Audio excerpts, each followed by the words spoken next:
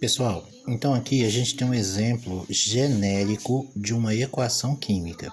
Então, eu tenho o lado, né, esquerdo da seta de reação, eu tenho então os reagentes, ou seja, as substâncias que vão reagir uma com a outra e vai gerar os produtos dessa reação. Então, a substância A com a substância B interagem com a outra e aí elas reagem entre si e formam então a substância C mais D, que seria o produto da reação. Então, o que vocês têm que saber? Numa equação química, do lado esquerdo da seta fica então os reagentes e do lado direito da seta fica então os produtos dessa reação. Acontece que essas reações químicas, na hora que elas são escritas, elas vão vir com letras e números, e vocês têm que saber o que isso significa.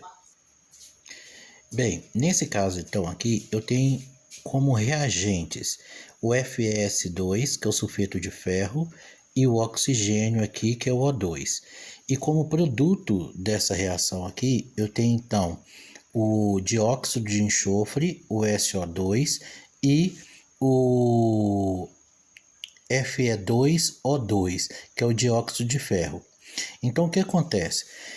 A seta da reação está aqui, então se cair numa prova e se perguntar quem são os reagentes dessa equação química aqui no caso, então tem FeS2 e O2. Quem são os produtos da reação? SO2 e F2O2. Bem, o que quer dizer que agora esses números? Gente, esses números que aparecem do lado da molécula, né, que está aqui sublinhado aqui, ó, que eu sublinhei, igual tem 4, 11, 8 aqui e 2, eles são chamados de coeficientes. Esses coeficientes a gente pode alterar para balancear uma equação. Agora, os números que estão abaixo dos átomos que formam as moléculas, esses números são chamados, no caso, de índices.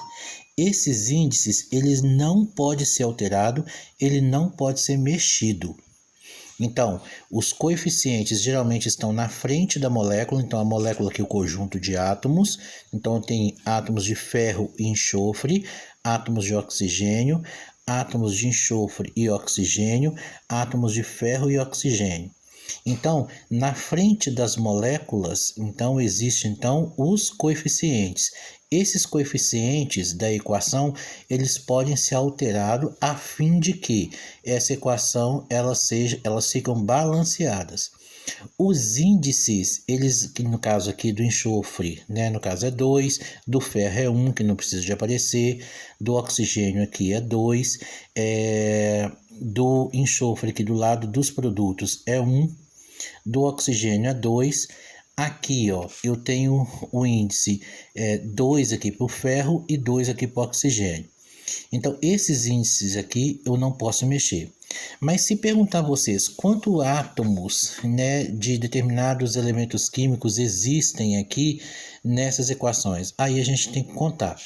Por exemplo, aqui do ferro, só do lado do produto, eu tenho um que não aparece, um átomo aqui de ferro, só que eu tenho 4 moléculas de FeS2. Então, se eu tenho 4 moléculas, eu tenho 1, então 1 vezes 4, então tem 4 átomos de ferro. Nesse caso aqui, do enxofre, que é o S, eu tenho na molécula de FeS2, 2 átomos só de enxofre. Mas, como que eu tenho 4 moléculas de FeS2, então é só multiplicar o índice pelo coeficiente. Então, 2 vezes 4, 8. Então, tem 8 enxofres. Nesse caso aqui do oxigênio, na molécula aqui de gás oxigênio, eu tenho 2 oxigênios, mas acontece que eu tenho 11 moléculas de oxigênio. Se cada molécula tem 2 oxigênios, então 11 vezes 2 vezes 11, 22. Então, desse lado aqui dos reagentes, eu tenho 22 átomos de oxigênio. Do lado dos produtos agora. Então, aqui do lado dos produtos, o que acontece no ano? Eu tenho, então, um átomozinho aqui de enxofre, mas eu tenho 8 moléculas de SO2, ó, aqui. Então, vai ficar 1 vezes 8, então eu tenho um total de 8 átomos de enxofre. No caso do oxigênio, eu tenho 2 oxigênios aqui, O2, mas acontece que eu tenho uma molécula de SO2 que está repetindo 8 vezes. Então, é 8 vezes 2 dá 16. Então, nessa parte aqui dos produtos, eu tenho 16 átomos de oxigênio. Agora, desse lado de cá, então eu tenho ferro. Nessa molécula de F2O2, eu tenho 2 átomos de ferro, mas acontece que para essa reação acontecer, eu precisei de 2 moléculas de F2O2. Então, eu tenho 2 vezes 2, 4 átomos de ferro. 2 oxigênio, mas está em 2 moléculas, então 2 vezes 2, 4 átomos de oxigênio, ok? Grava uma coisa.